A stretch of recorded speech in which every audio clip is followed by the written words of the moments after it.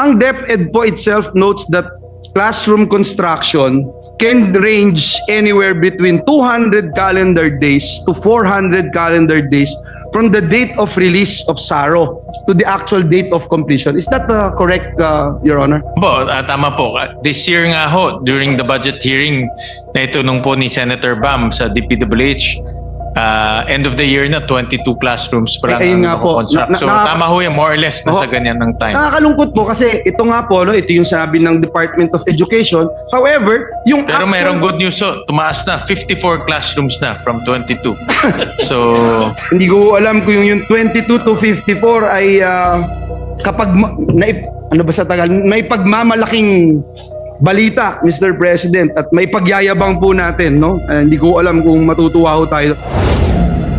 However, Mr. President, the actual construction of Basic Education Facilities Fund, ito pong BEFF, New Construction or New Con Program, are taking twice as long as the timelines committed by the DPWH. With some classrooms, actually, in the report that we have gathered, some of the classrooms will take up to a year and a half before finishing construction and are available for the use of students. Bakit po ganito, Mr. President? Or please correct me if I'm wrong with this information, Mr. President. More or less ho, tama ho yan. Because yung transfer pa lang po ng funds from DepEd to DPWH, normally it takes about 6 months so yan at the minimum. So yan po yung reason for the slow pace of classroom construction nationwide? Yes, Mr. President. That's why the DepEd aims to change the approach. Again, suggestion from Senator Bam. So, yung po yung mga modalities na gagawin nila para po mapabilis yung construction ng classroom. And it is important to note also, gusto ko ring malagay ito sa talaan ng ating bulwagang ito na yung classroom construction received a huge amount of funding for several continuous years, Mr. President. Ewan ko kung not so good news, 22 now to 54 classrooms, no? If I'm not mistaken, for this year's 1,700 yung target. 6,000 ang target. So out of the 6,000 target, nakakatuwa po. 64 pa lang ang nako-construct. Nakakatuwa po, Mr. President, para dun sa mga hindi maalam Pilipinas, Mr. President. And flood control, mabilis po. Mabilis kasi kahit walang ginagawa, naniningil at nakakasingil. Teachers in our public schools. We do have, but we'll fill it up by next year. We still do. I can hear Sec Sani saying we still do. And how does the department plan to resolve the shortage of teachers, Mr. President? Long term, short term? Well, Mr. President, this is a challenge for the department. Tama ho kayo. Hiring is another challenge because it takes about a few months to hire one teacher. Kaya yan naman po yung dinevolve nila sa mga regions so that the regions can hire at hindi na ho pupunta pa sa central. So as much as possible, the strategy of the department is to devolve as many functions para po hindi na lahat masyadong centralized. Thank you, Mr. President. No? You made mention about the 33,000 available positions for teachers. Pero ilan pa ho yung shortage? Ilan pa ho yung tinatarget natin? Ilan pa ho yung kulang? Because I remember, Mr. President, in one of our meetings in EDCOM, it was told that about an average of 1,500 teachers would leave the country each year, if I'm not mistaken. So, paano natin itong napupunan, Mr. President? So ang shortage po, you're right, about 30,000. So next year po ang target po nila is to hire 33,000. So if we get to hire 33,000, wala nang shortage, is that correct? Yes, mafi-fill up na nila ho. At ang maganda dito, fully meron pong pondo for the 33,000. That's good news, Mr. President. Again, we congratulate the DepEd family. Talagang napakapalad nila na kinuha sa Senado si Senator Angara para maging captain ball ng Department of Education. Kaya malaho nung nawala si Senator Angara sa Senate Sentinels, hindi na nanalo yung Senate Defenders sa UNTV Cup. But kidding aside, Mr. President, I'm very happy for that report na once we get to hire itong 33,000, wala na pong shortage of teachers.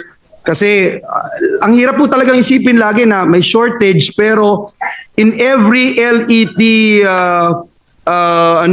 year, merong pumapasa na about 100,000 na education graduates. So I hope Mr. President, meron talaga silang pupuntahan plus yung binanggit nga natin kanina, at least only at 1,500 if I'm not mistaken every year. Yung mga teachers na umaalis po ng ating bansa. Mr. President, let me go to another topic. I'm sure this is very close to the heart of the chairman, the former chairman also of the Senate Committee on Education and the current chairman of the Senate Committee on Education. Ito pong classroom congestion, ito pong construction and repairs. Ang DepEd po itself notes that classroom construction can range anywhere between 200 calendar days to 400 calendar days from the date of release of SARO to the actual date of completion. Is that correct, Your Honor? Po, tama po. This year nga ho, during the budget hearing na itunong po ni Senator Bam sa DPWH, end of the year na 22 classrooms pa lang ang construct. So tama ho yan, more or less nasa ganyan ng time. Nakakalungkot po kasi ito nga po, ito yung sabi ng Department of Education. However, yung pero mayroong good news ho, tumaas na 54 classrooms na from 22. So hindi ko alam kung yung 22 to 54 ay kapag may pagmamalaking balita, Mr. President, at may pagyayabang po natin, no? Hindi ko alam kung matutuwa ho tayo. Binanggit po natin, no? 200 to 400 calendar days from the release of SARO. However, Mr. President, the actual construction of Basic Education Facilities Fund, ito pong BEFF, New Construction or New Con Program, are taking twice as long as the timelines committed by the DPWH. With some classrooms, actually, in the report that we have gathered, some of the classrooms will take up to a year and a half before finishing construction and are available for the use of students. Bakit po ganito, Mr. President? Or please correct me if I'm wrong with this information, Mr. President. More or less so, tama ho yan. Because yung transfer pa lang po ng funds from DepEd to DPWH, normally it takes about 6 months, so yan at the minimum. And from the time the DPWH will bid out the projects, that's another maybe 3 months. So tama talaga, by the time start yung groundbreaking, end of the year na. So yan po yung reason for the slow pace of classroom construction nationwide? Is that yes, Mr. President. That's why the DepEd aims to change the approach. Again, a suggestion from Senator Bam na to engage local government units, civil society organizations, people organizations, and even undergo PPP. Napag-usapan ho namin yan this morning at 9 o'clock. Andito na ho si Secretary Angara to talk about this. So yun po yung mga modalities na gagawin nila para po mapabilis yung construction ng classrooms. Tama po, I cannot agree more na importante na mapag-usapan at for DepEd to take the causes of accelerating the completion, Mr. President, of these facilities. And it is important to note also, gusto ko ring malagay ito sa talaan ng ating bulwagang ito na yung classroom construction received a huge amount of funding for several continuous years, Mr. President. In fact, 5.95 billion in 2022, 23.41 billion in 2023, 33.86 billion in 2024. Just to put that on record, Mr. President. Mr. President, kanina binanggit niyo ho yung, ewan ko kung not so good news, 22 now to 54 classrooms, no? Yung classrooms completed natin out of the, if I'm not mistaken, for this year's 1,700 yung target. 6,000 ang target. So out of the 6,000 target, 54 na ho ang nako-construct. Nakakatuwa po. O 64 pa lang ang nako-construct. Nakakatuwa po, Mr. President. Para dun sa mga hindi maalam Pilipinas, Mr. President. Yeah. And flood control, mabilis po. Mabilis kasi kahit walang ginagawa, naniningil at nakakasingil. Mr. President, DepEd also disclosed during its budget briefing that the country's classroom backlog has now reached 148,000. Is that 148? Yes, thereabouts, Mr. President. Opo. Mr. President, given the persistent delays in classroom construction, ano pa po yung output targets ng department for what about for next year, Mr. President? If we feel na yung tinarget po ngayong taon ay halos ito nga 54 lang yung nagawa, Disyembre na po in a couple of weeks. Sa 2026, ano po yung target naman natin, Mr. President? Under the Senate committee report, because we allocated 65 billion, ang target po is about 24.5 thousand or 24,500 classrooms for 2026 po.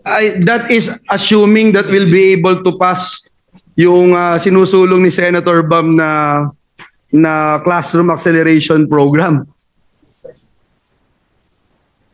Is that correct, Your Honor? Meaning to say, Mr. President, we have to come up with radical solutions here, Mr. President. LGUs can step up. Yeah.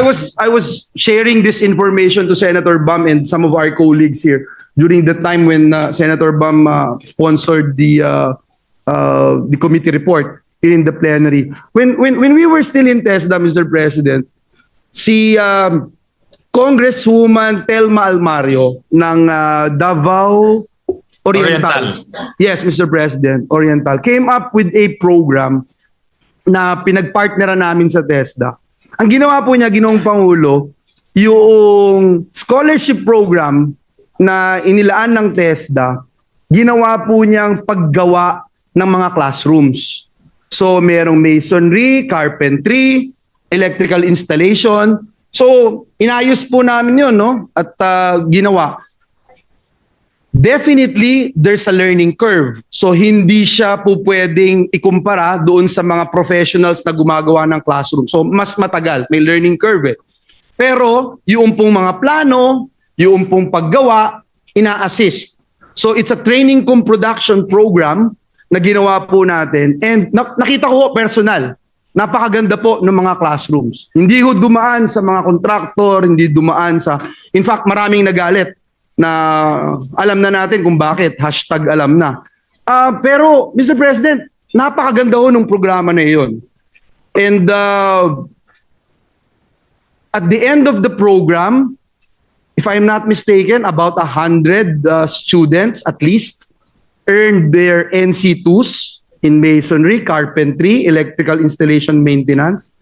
And napakadami pong natulungan because nakagraduate sila, naging NC holder yung estudyante, nakalipad ng ibang bansa yung ibang estudyante na nakausap ko po personal when we were there. I was there for their as a graduation speaker, Mr. President. So isa lamang po ito dun sa sinasabi natin na modality na po pwedeng tahakin nitong ating nais marating na 24,500. Can you just imagine, Mr. President, how much funding are we giving to Training for Work Scholarship Program ng TESDA? Special Training for Employment Program ng TESDA. Yung GASPE, meron din pong share ng TESDA. Meron din po dun sa Tulong Trabaho Fund na ginagamit. Can you just imagine, Mr. President, if a portion of this will be allotted to training cum production in building our classrooms? Now, additional pa yung pondo na pwedeng ibigay ng mga local governments. And so I think, Mr. President, in order for us to reach this 24,500, which I don't know if talagang it's a leap of faith to come up with such a figure, Mr. President, considering that right now we only finished 54 classrooms. And they're so proud of it, Mr. President. Kailangan natin ng radical na solusyon dito, Mr. President. And I hope that this request, suggestion by this representation will be taken into consideration, Mr. President. This is a lift of faith to Sani Angara, Mr. President. Yeah, thank you, Mr. President. Naisip ko lang kasi recently, Palawan alone, 781 classrooms were reportedly damaged due to Typhoon Tino. Many affected schools were forced to rely on analog and digital alternative delivery modules even in areas where power supply and internet connectivity remain unstable. Such events call for the practice of foresight. Iba pa yung paggawa ng classroom, iba pa yung iniisip na natin. Ito bang lugar na pagtatayuan ng classroom ay prone sa dinadaanan ng mga bagyo? Iba pa yung tinatawag na repair naman, Mr. President. I remember during the budget briefing ng DepEd na pag-usapan natin, ilan ba yung nire-repair? And gaano kalala yung delays in repair and reconstruction that would lead to disruption of learning and again place an additional burden on students and teachers, Mr. President. So would DepEd have an estimate on the average annual cost of typhoon-related classrooms, repair, and construction, Mr. President? Meron ho tayong 7.73 billion for repair. Ang target ho natin for next year is about 11,800 classrooms. 11,000 800 classrooms, Mr. President. na marirepair po natin. Marirepair po. So parang new classrooms na rin ho siya dahil I remember sinabi po ni Secretary Angara na sayang yung mga classrooms na hindi nagagamit. Pwede naman ma-repair. We don't have to build new classrooms. Exactly. Re-repair lang, magagamit na siya ulit. Tama po, Ginoong Pangulo. And given the recurring destruction of classroom caused by typhoons, importante din po na magkaroon ng komprehensibong plano kung papaano tayo makaka-respond doon sa climate-related damages and long-term resilience. I hope that we will do that. And gaya ng sinabi nga natin, hindi lang yung repair, kundi yung paggagawa ka ng bago, masiguro natin natatagal po ito, Mr. President. Mr. President. Mr. President, last point or 2 points that I'd like to With the raise permission na lang. of Senator Villanueva, before you leave the topic, Yes. I cannot seem to reconcile the data that I have, with the cause or causes of delays in the construction of classrooms, Kasi ang inyong obligation rate is quite low, nasa 64.2% compared to your disbursement rate of 93.7%. So ang delay hindi do sa pag-construct kasi ang pagkaalam ko ang obligation is a commitment or a legal promise ng gobyerno to spend money. Ang disbursement, ito yung actual na pagbabayad, hindi ba? So ang delay hindi do sa actual na construction kasi mas mababa yung obligation rate kaysa sa disbursement rate. So I cannot just reconcile the data with the cause or causes of delay. I just want to be clarified. Thank you. Thank you, Mr. President. Yung pag-transfer ng construction ng DepEd to DPWH, hindi na ho kasali sa kanilang budget utilization rate yung hindi na kinakount po. So yung nakikita lang ho natin, these are all the items inside DepEd except for the school buildings. And admittedly, may mga items ho talaga na takes time. Like for example, yung textbooks. Ito actually, alam ni Senator Angara to na most often than not, nadidelay rin. But they reformed rin the process of textbooks. Furniture, the voucher program kasi, yung voucher program ho kasi, naniningilin school after the semester or after the school end. So may mga timing issues. So ang bottleneck actually do sa bidding, sa procurement. Kasi mababa obligation rate. Kasi ang obligation is once you award the contract, Obligation. whether it's a supply contract or contract to construct, obligated na Once na-award, di ba? Ang disbursement, yun yung actual na pagbabayad. Bayad na. Tama po, tama po. So ang backlog or yung delay nando sa procurement like bidding, etc. Kasama rin po yan, admittedly. Like for example po, Senator Ping, yung textbooks in the old process, yung pag-develop ng manuscript, normally takes years, 1 year to 2 years. So may pangbili ng textbooks, pero yung development lang ng manuscript takes 1 year na kagad. So yung palang delay na ho kagad. So maraming processes so na si Senator Angara or si Secretary Angara had to reform and change the processes para bumilis po yung pagbibili. Kasama na ho dyan yung procurement process. Thank you. Thank you very much.